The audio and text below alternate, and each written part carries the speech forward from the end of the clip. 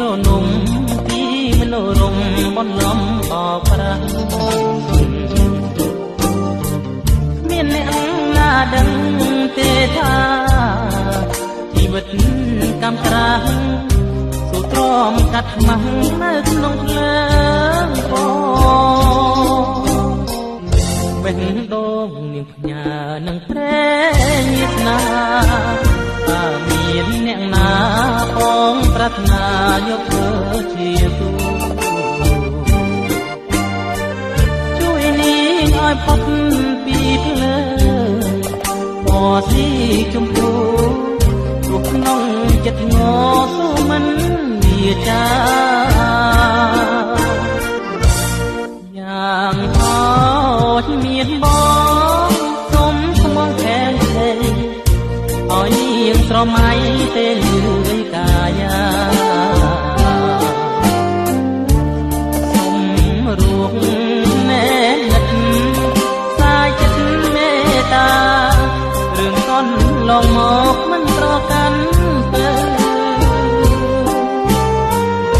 ដីស្នេហ៍ឧត្តមដែលខ្ញុំធ្លាប់គិតស្នេហ៍ចេញពីចិត្តស្នេហ៍នេះពិតជាស្នេហ៍ត្រឹមត្រូវមកចិត្តសាងស្នេហ៍នឹងអូនរួមក្បូនតទៅចោលអាដិតនៅខ្លាំងស៊ីជម្ពូ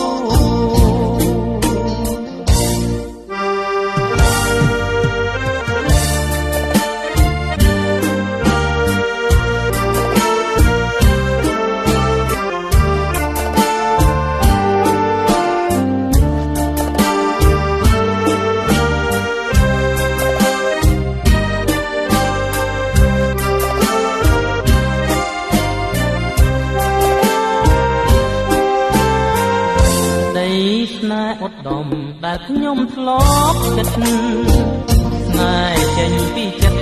ស្នេហ៍នេះពិតជាស្នេហ៍ត្រឹមត្រូវស្ម័គ្រចិត្តសាងស្នេហ៍នឹងអូនរួមក្បូនតទៅ